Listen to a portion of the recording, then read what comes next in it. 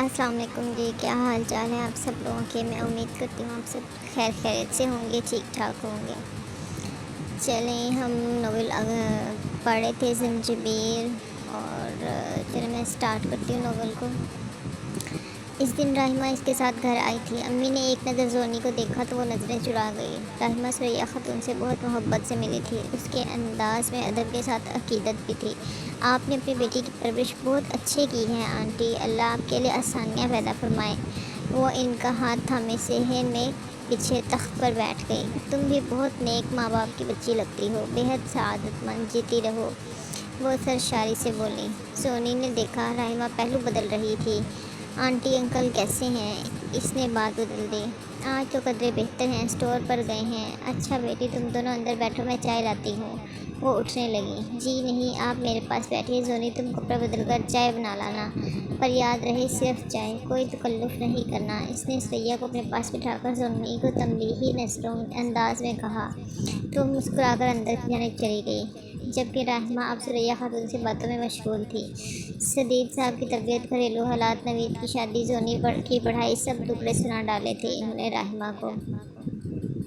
सोनी जब तक चाय लेकर आई, वो दोनों एक दूसरे की सहेलियां बनी बैठी थीं। चाय अच्छे माहौल में पी गई। राहिमा के मना करने के बावजूद भी जोनी बिस्किट्स ले आई थी, जो इसकी अम्मा हमेशा घर में रखा करती थी। मेहमान तो अल्लाह की रहमत हुआ करते हैं, और रहमत का नज़ूल किसी भी वक्त हो सकता है। रहमत हो या जहमत बता कर नहीं आया करती। हमें खुद को हर तरह के हालात से निपटने के लिए हर वक्त तैयार रहना चाहिए। जाते जाते वो कुछ नोट जंजीबील से नज़र बचाकर सुरैया को इनके मना करने के बावजूद थमा गई थी। तुमने अम्मी पर क्या जादू कर दिया कल? अब तक वो तुम्हारे शहर से निकल नहीं पाई। राहिमा तो ऐसी है, राहिमा तो वैसी है, इसने अम्मा की नकल उतार कर कहा। राहिमा हंस दी। तुम दिल छोटा मत किया करो जोनी, वो दिल की बहुत अच्छी हैं और तुम्हारी खैर ख्वाह भी। ये पाबंदियाँ तुम्हारी भलाई के लिए हैं। अगर वो तुम्हें शुतर बेमहार छोड़ देती तो सोचो आज तुम्हारी शख्सियत किस कदर मसख हो चुकी होती। तुम भी जदीद दौर की एक परकटी कबूतरी की तरह हो चुकी होती। ये एहसान ही क्या कम है तुम्हारे वालिदैन का कि वो तुम्हें तालीम दिलवा रहे हैं। और वो इसका हाथ थामे धीरे धीरे इसको समझा रही थी। इसके लफ्ज़ और लहजा किस कदर मीठे थे, वो शहद में लिपटे थे। वो सब ठीक है, पर इनका लहजा बहुत हद तक अमीज़ होता है। ज़ंजीबील सर झुका कर बोली। सब्र किया करो जोनी, सब्र करना सीखो, ये सिर्फ रब्बुल रहमान को बहुत पसंद है। इसने गहरा सांस आज़ाद किया। कितना सा सब्र करूं राहिमा? वो बेचारा सा मुँह लेकर बोली। जितना कर सकती हो इतना करो। वो तुम्हारे वालिदैन हैं, तुम्हारे फ़ानी वजूद के, तुम्हारे अच्छे बुरे के ज़िम्मेदार हैं। कल अल्लाह के सामने इनको जवाबदेह होना है, इसलिए वो मुहतात हैं। ज़ंजीबील हैरत से इसका मुँह तकने लगी। इस कदर कम उम्री में भी वो किस कदर पुख्ता सोच की मालिक थी। वो जितना भी हैरान होती कम था। और फिर वो वक़्त भी आ गया जब नवीद की शादी के कार्ड बनने लगे। ज़ंजीबील ने मिन्नतें तरले करके एक कार्ड हासिल किया था राहिमा के लिए। शादी सादगी से हुई थी, बहुत फजूल खर्ची नहीं की गई थी। हादिया याकूब अब हादिया नवीद बनकर इनके घर का हिस्सा बन चुकी थी। वो कोई बहुत खूबसूरत ना थी, मगर वो बदसूरत भी ना थी। इसके चेहरे पर अगर मासूमियत ना थी तो शातरानापन भी ना था। संजबील इस नए इजाफे पर खुश थी। राहिमा भी इसकी शादी में शरीक थी। राहिमा भी इस शादी में शरीक थी, हमेशा की तरह सादा और पुरवकार सी। वो मिस्टर एंड और मिसिस नवीद के लिए कुछ तोहफ़े भी लाई थी। सुरैया बेगम ने इसको घर के फ़र्द की तरह ही अहमियत दी थी। लगता ही ना था कि वो इस ख़ानदान का हिस्सा नहीं है। बहुत मज़ा आया यार नवीद भाई की शादी पर। राहिमा ने हर मोमेंट को कैप्चर किया था अपने फ़ोन में। सोनी ने आज फुर्सत से सब देखा था। शादी के दौरान तो फुर्सत ही ना मिली थी। इसके फ़ोन में तस्वीर देखते इसके दिल में एक बार फिर से सेल फ़ोन की ख्वाहिश जागी, और इसके साथ इसकी सोचों के धागे नरमीन की जानिब पहुंच गए। इसने गर्दन घुमाकर कुछ फासले पर बैठी जुजाजा और नरमीन को देखा। इसकी आंखों में एक दुख सा डर आया। 1.5 साल इस दोस्ती ने कैसा अंजाम पाया था। वो दोनों भी तुम्हें यूं ही याद करती हैं, चाहो तो सुलह करवा देती हूँ। राहिमा ने इसकी आंखों में नमी महसूस कर ली थी। इसने हल्के फुल्के अंदाज में बोली तो जोनी ने निगाहों का रुख बदलकर अपने सामने बैठी राहिमा को देखा। रहने दो, बाकी की पिक्स दिखाओ मुझे, इसने मुंह बनाकर कहा तो राहिमा ने भी कंधे झटक कर मोबाइल इसके हाथ में थमा दिया। دیکھو ذرا اس زنجبیل کو، 1.5 سال ہمارا کھاتی رہی اور اب نخرے دکھا رہی ہے، نرمین نے منہ بگاڑ کر کہا۔ بری بات نرمین، اس نے جو بھی کھایا وہ ہم نے خوشی سے دیا تھا، اس نے مانگا نہیں تھا۔ زجاجہ کو اس کی بات پسند نہ آئی۔ جو بھی ہے، پر احسان مندی بھی کوئی چیز ہوتی ہے۔ نرمین کو نہ جانے کیوں اتنا غصہ آ رہا تھا۔ یہ احسان مندی ہی ہے، تبھی وہ چپ ہے، ورنہ جو تم کر چکی ہو نا، اس کے بعد اس سے آ کر تمہیں خوب بے عزت کرنا چاہیے تھا۔ زجاجہ کو تاؤ آیا۔ کیوں، میں نے کیا کیا؟ وہ انجان بنی۔ وعدہ خلافی، زجاجہ نے بس اتنا ہی کہا تھا اور وہ کچھ نہ کہہ سکی۔ میں نے تو صرف تمہیں بتایا تھا، مجھے کیا پتا تھا کہ وہ پپے کوٹنی فرزانہ بھی پیچھے کھڑی ہے، نرمین غصے سے بولی۔ مجھے بتانا بھی وعدہ خلافی میں ہی آتا ہے، اور فرزانہ اب بھی ہماری باتیں سن رہی ہے، اس لیے چپ رہو، زجاجہ مدھم آواز میں بولی۔ نرمین نے پیچھے گردن گھمائی تو سچ میں فرزانہ موجود تھی، مگر سر جھک کر وہ ان کی جانب متوجہ نہ تھی۔ گھر میں ماحول کچھ دنوں سے بہت خوشگوار تھا، وہ کافی پرسکون دکھائی دینے لگی تھی۔ اب اس کے چہرے پر پہلے جیسی بیزاریت نہ چھائی ہوتی۔ کچھ راہمہ کی باتوں کا بھی اثر تھا۔ اس کا برتھ ڈے قریب تھا اور وہ جانتی تھی اس بار بھی گھر میں کسی کو یاد بھی نہ آئے گا۔ نہ اس کی عادت تھی کہ ایک کیک کو پکڑ کر بتاتی کہ آج میرا برتھ ڈے ہے، مجھے وش تو کر دو۔ اس نے سر جھٹک دیا، جو شروع سے ناممکن ہے۔ اس کو سوچ کے دل کو جلانا کوئی اچھی بات تو نہیں۔ دن اسی طرح گزرتے رہے، جب ایک دن راہمہ نے اس سے بتایا کہ کل وہ اس کے گھر چلے گی۔ زنجبیل کو بہت خوشی ہوئی، اور اتنی ہی خوشی ثریا خاتون کو بھی ہوئی تھی۔ راہمہ ان کے گھر کے فرد جیسی بن چکی تھی۔ وہ جب گھر میں داخل ہوئی تو ہر طرف خاموشی کا راج تھا۔ وہ ایک دوسرے کو دیکھتے آگے بڑھیں، تبھی ثریا خاتون باہر آئیں اور راہمہ سے بہت شفقت سے ملیں۔ امی، بھابھی کدھر ہیں؟ زنجبیل نے نگاہیں گھمائیں۔ وہ میکے گئی ہے، تم لوگ اندر چلو۔ وہ ان کو لے کر اندر آ گئیں۔ کافی دیر باتیں ہوتی رہیں۔ ثریا خاتون نے بہت اچھا لنچ تیار کیا تھا، تینوں نے مل کر خوشگوار ماحول میں کھایا۔ زنجبیل چائے بنا لائی۔ راہمہ کی گود میں ایک چھوٹا سا پیکٹ تھا، جو غالباً اس نے اپنے بیگ سے برآمد کیا تھا۔ چائے پینے کے بعد اس نے ثریا کی موجودگی میں وہ پیکٹ زونی کی جانب بڑھا دیا۔ وہ حیران ہوئی، یہ کیا؟ اس نے الجھ کر راہمہ کو دیکھا۔ تمہارا برتھ ڈے گفٹ، وہ مسکرا کر بولی۔ اس کی کیا ضرورت تھی؟ وہ ہکلائی۔ کچھ چیزیں بنا ضرورت بھی کر لینی چاہیے۔ رکھ لو، مجھے خوشی ہوگی، اس نے انسسٹ کیا۔ زنجبیل نے اپنی ماں کو دیکھا۔ بیٹا، یہ تکلف کیوں کیا؟ ثریا خاتون نے نرمی سے پوچھا۔ کوئی تکلف نہیں آنٹی، زونی تو میری بہن جیسی ہے اور میں خوشی سے لائی ہوں، وہ رسانیت سے بولی۔ ثریا بیگم بھی چپ ہو گئی۔ مجبوراً زونی کو وہ پیکٹ تھامنا پڑا، مگر راہمہ نے اسے ابھی کھولنے سے منع کر دیا۔ میرے جانے کے بعد کھولنا، اور زونی نے اپنا ہاتھ روک دیا۔ جب اس نے وہ پیکٹ کھولا تو اس میں سے نکلنے والی چیز اسے ماضی میں دھکیل گئی۔ اسے زجاجہ اور شرمین یاد آنے لگیں۔ خون تو بہت پیارا ہے، پر اس نے تمہیں کیوں دیا؟ ثریا نے اسے سوچوں سے نکالا۔ مجھے کیا پتا اماں، آپ کے سامنے ہی تو دے کر گئی ہے۔ اس نے کندھے جھٹکے۔ تیرا ابا خفا ہوگا، انہوں نے خدشہ ظاہر کیا۔ واپس کر دوں گی اسے، وہ ابھی بھی گمسم تھی۔ راہمہ نے بھی کوئی چال چلی تھی کیا؟ نہیں، واپس مت کرنا، تحفہ جب کوئی دے اور وہ بھی خلوص نیت سے تو قدر کرتے ہیں، انہوں نے سمجھایا۔ تو ابا کو کیا بتائیں گی؟ اس نے نکتہ اٹھایا۔ اس کی تم فکر مت کرو، اور اب جب میں بازار جاؤں گی تو تمہیں بھی کچھ اچھا سا لا دوں گی، تم بھی اس کو دے دینا۔ وہ خود ہی کہتی اٹھ گئیں اور زنجبیل حق تک سینے دیکھتی رہیں۔ یہ اس کی ہی ماں تھیں۔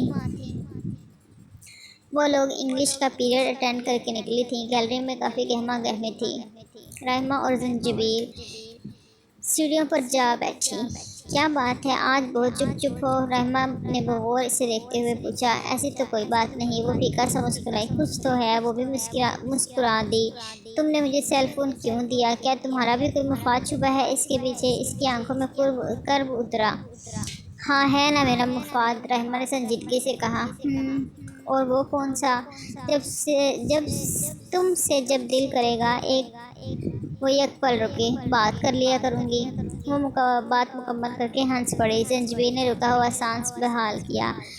ہر ایک کو اگر ایک ہی اینک سے دیکھو گی تو تنہا رہ جاؤ گی زونی۔ کسی کا برا چہرہ کھوجنے کی کوشش مت کرنا کبھی۔ اسی بات پر خوش رہو کہ اگلا تمہارے حق میں بہتر ہے۔ احترام کرو اس کا کہ اس نے اپنا بھیانک روپ تم پر ظاہر نہیں کیا، ورنہ برے تو ہم سب ہوتے ہیں۔ ہمارے کچھ روپ تو ایسے بھی ہوتے ہیں جنہیں ہم خود سے بھی چھپا کر رکھتے ہیں۔ راہمہ نے اس کے دماغ کو بہت اچھے سے دھویا تھا۔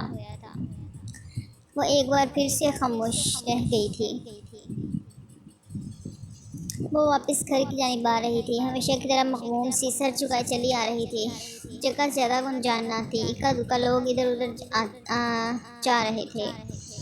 جب اسے زوردار ہارن کی آواز سنائی دی، یہ کوئی نئی بات نہ تھی، اس لیے اس نے بھی توجہ نہ دی اور سر جھکائے چلتی رہی۔ اسے خبر نہ تھی کہ گاڑی سے چند انچ کے فاصلے پر آ چکی تھی۔ اگر گاڑی کے مالک نے کچھوے کی رفتار نہ اختیار کی ہوتی تو وہ اس وقت دار فانی سے کوچ کر چکی ہوتی۔ آپ کو مرنے کا بہت شوق ہے، وہ آوازیں چنگاڑ تھی۔ سونی نے چونک کر آگے پیچھے دیکھا۔ وہ شیشے سے سر نکالے، ماتھے پر بل ڈالے، ہاتھ ہونٹوں اور تھوڑی پر جمائے سے گھور رہا تھا۔ جی، وہ گھبرا گئی۔ جی، ہٹیں سامنے سے، کب سے ہارن بجا رہا ہوں محترمہ، ہیں کہ اپنی ہی موج میں بہتی جا رہی ہیں۔ اس نے اچھا خاصا چھاڑ دیا تھا، لہجہ بھی بے حد تک آمیز تھا۔ زنجبیل کچھ بھی کہے بنا سائڈ پر ہو گئی۔ وہ اسے کیا بتاتی کہ اپنے روم میں تو وہ فٹ پاتھ پر چل رہی تھی، رحمہ کی باتوں کے زیر اثر۔ وہ کب سڑک پر آئی اسے تو خود خبر نہ ہوئی تھی۔ وہ کبھی بھی منہ پھٹ نہ رہی تھی جو اس کو آگے سے سلواتیں سنانے لگتی۔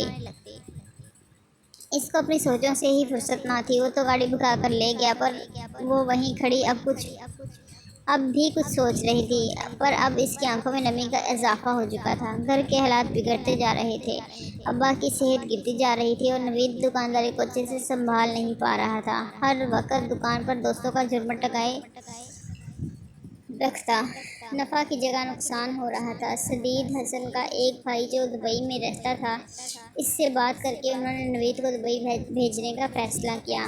پیسہ سب چھوٹے چچا نے خرچ کیا جو کہ قرض تھا، بعد میں نوید کو چکانا تھا۔ نوید بے حد خوش تھا، وہ خود باہر جانا چاہتا تھا، اس کی تو گویا لاٹری نکل آئی تھی۔ ہادیہ البتہ کچھ مغموم سی تھی۔ فکر کیوں کرتی ہو، بہت جلد واپس آ جاؤں گا، وہ اس کو بہلا رہا تھا۔ 3 سال بہت جلد کہیں بھی نہیں آتا نوید، اس نے شکوہ کناں نظروں سے اسے دیکھا۔ یہ بھی سوچو کہ اس میں فائدہ کس کا ہے۔ اس نے ایک اور لالچ دیا، جس کا بھی ہو میرا تو نقصان ہے۔ آنسو چھلکا۔ اس نے ان چند ماہ میں اس کا خیال ہی اس قدر رکھا تھا کہ اب اس سے جدائی روح کو چھلنی کر رہی تھی۔ پر جانے والے کب رکتے ہیں، ان کو تو جانا ہی ہوتا ہے اور وہ چلے جاتے ہیں۔ نوید بھی چلا گیا اور یہ سب اس قدر اچانک ہوا تھا کہ کسی کو کچھ سمجھنے کا موقع ہی نہ ملا۔ زنجبیل کو اس کمی نے کچھ خاص فرق نہ ڈالا تھا، کیونکہ اس کا اور نوید کا کوئی قلبی لگاؤ نہ تھا۔ ہاتھ جاتے ہوئے وہ اس کے سر پر ہاتھ پھیر کر گیا تھا۔ نہ اس نے کچھ کہا اور نہ سونی نے۔ ہادیہ بے حد روئی تھی، اماں نے بڑی مشکل سے سنبھالا تھا اس کو۔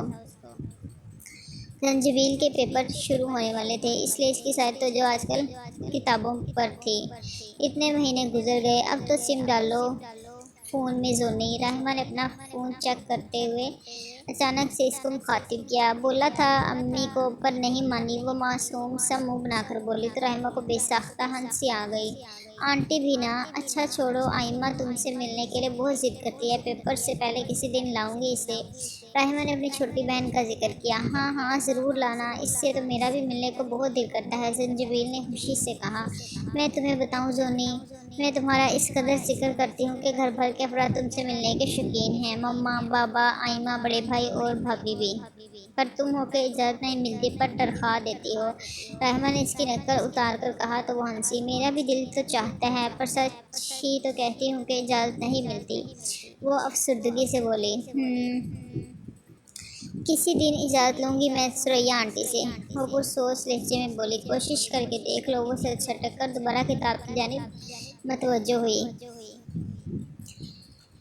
حائمہ بہت خوبصورت بچی تھی، وہ بمشکل 11 سال کی تھی، مگر بے حد ذہین اور باتونی بچی تھی۔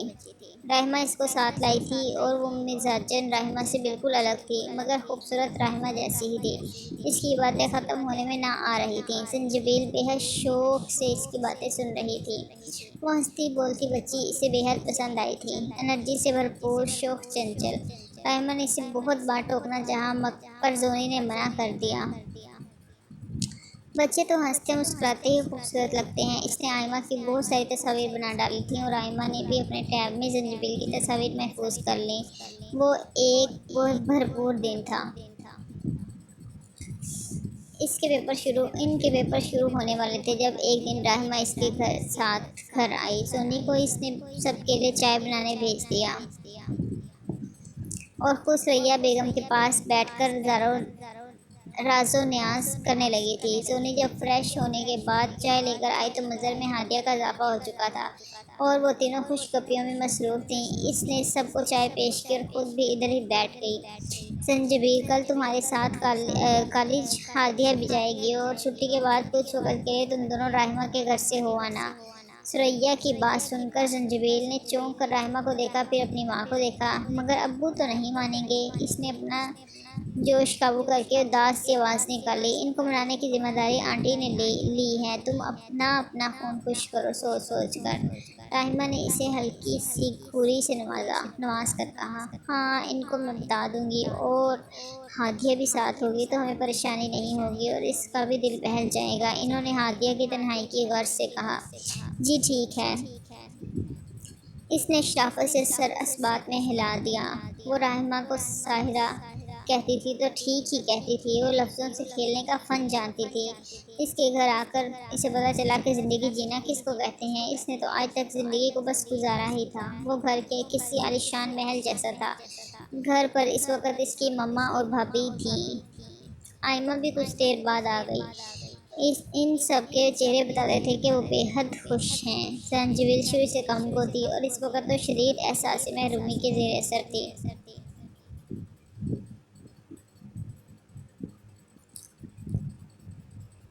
سونی کچھ لو نا، کس سے چائے کا کپ تھامے بیٹھی ہو؟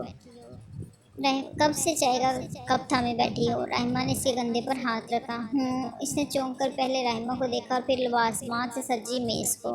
دنیا جہاں کی چیزیں میز پر پھیلی تھیں، کباب، سموسے، پکوڑے، نمکو، biscuits, fruit cake, chocolate cake اور کچھ چیزیں اور ایسی تھیں جن کو سونی پہلی بار دیکھ رہی تھی۔ اسے شدید اہانت کا احساس ہو رہا تھا۔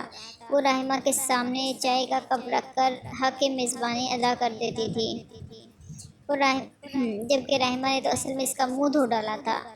ہادیہ تو راہمہ کی ماں اور بھابھی سے یوں فرینک ہو گئی تھی گویا برسوں کی جان پہچان ہو۔ زنجبیل تو آئمہ کی باتوں پر بس ہوں ہاں کرتی رہی تھی۔ آئمہ اسے روم میں لے گئی تھی۔ اس کا روم پنک تھیم پر ڈیکوریٹ کیا گیا تھا۔ باربی ڈول کے بہت سے اسکیچز دیواروں پر آویزاں تھے۔ وہ خود بھی باربی جیسی تھی۔ وہ کمرے سے نکل رہی تھی جب کوئی تیزی سے سامنے والے کمرے میں داخل ہوا اور ٹھک سے دروازہ بند ہو گیا۔ وہ کافی حیران سی ہوئی، یہ کون تھا؟ بڑے بھائی؟ پر وہ تو آفس میں تھے اور بھابھی کے مطابق ان کا بیڈ روم نچلے پورشن میں تھا، پھر اپر پورشن میں ان کا کیا کام؟ پر اس نے سر جھٹک دیا، اس کا کیا لینا دینا اس گھر کے افراد سے؟ وہ لاؤنج کی جانب چل دی۔ اب ان کو گھر بھی جانا تھا۔ ان کے پیپر شروع ہو چکے تھے۔ ان کو اب صرف ان کی فکر تھی۔ باقی دنیا بھلائے آج کل سونی بس کتابوں میں مگن تھی۔ آخری پیپر والے دن راہمہ نے اس کو ایک سیٹ پکڑائی تھی۔ اس کے منع کرنے کے باوجود راہمہ نے اسے زبردستی تھما دی تھی۔ وہ آخری پیپر دے کر جب آئی تو بہت خوش تھی، پر ایک دھماکہ اس پر ہوا تھا۔ اس کی تعلیم کے آگے فل سٹاپ لگ گیا تھا۔